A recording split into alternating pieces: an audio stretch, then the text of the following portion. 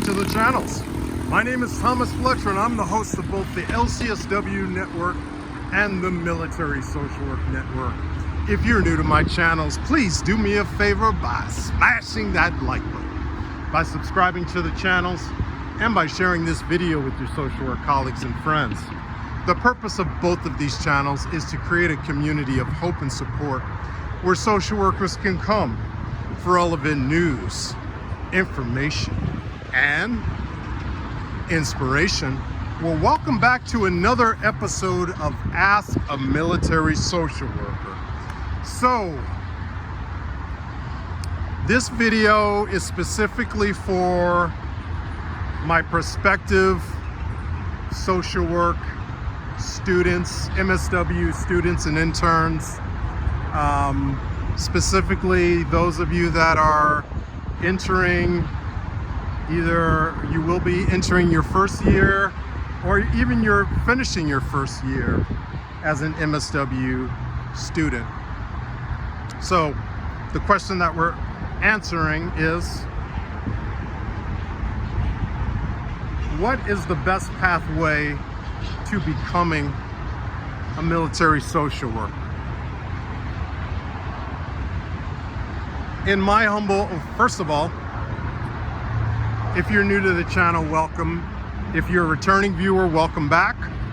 I am a military social worker with over 14 years of experience as a uniformed military social worker, having served in both the Army National Guard and currently serving in the U.S. Army Reserves as a social worker, uniformed military social worker. And I have over 22 years of experience as a civilian social worker in the Department of Veterans Affairs.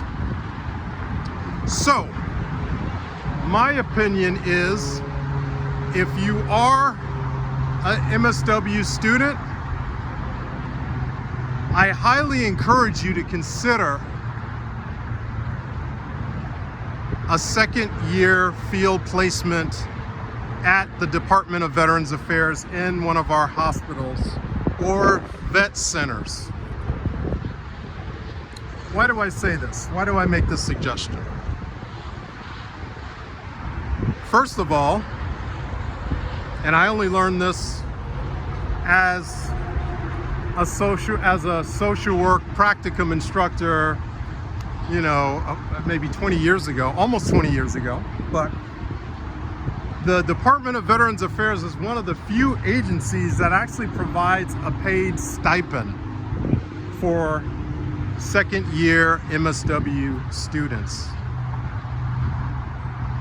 Some 30-something years ago, when I was an intern, I did not have the, actually I did not even have the awareness about the Department of Veterans Affairs. But I had two great internships, but they were both non-paid. And I think that's still true today. Most MSW practicum placements do not have a paid stipend, but the Department of Veterans Affairs does provide a paid stipend. It's not a lot, but these days it's going to cover maybe your gas money, you know, maybe it'll cover your books, maybe it's going to cover some other expenses, but hey, it's a paid stipend, right? So that's the number one. I would say the number two reason is that you're going to get great experience on the job training, receiving supervision from a licensed clinical social worker or an MSW that has, I think, over 2 years of experience. And so that's the second reason. You're going to get a lot of great supervision experience. Again, I've been a practicum instructor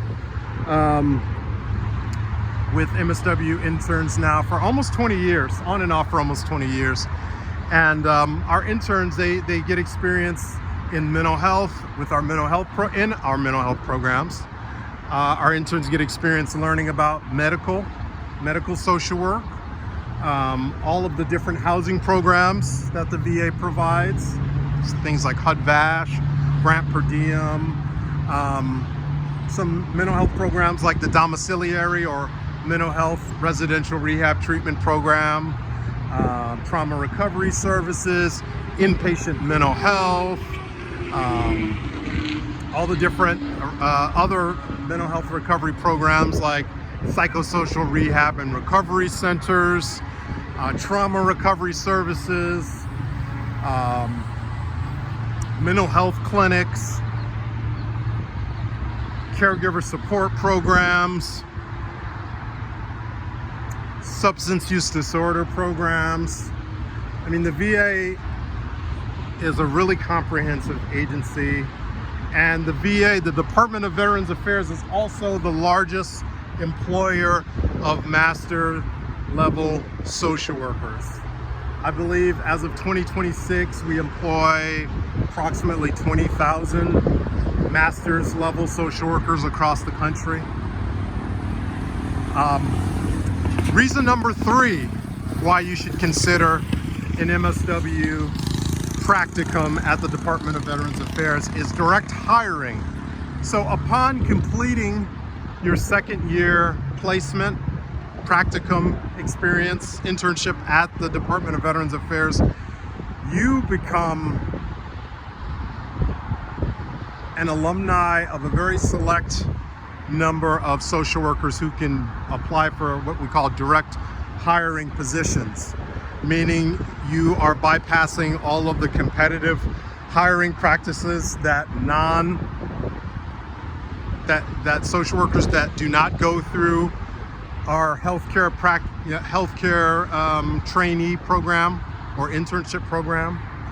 So that's another great reason to, if you're a first year MSW student and you're looking for your second year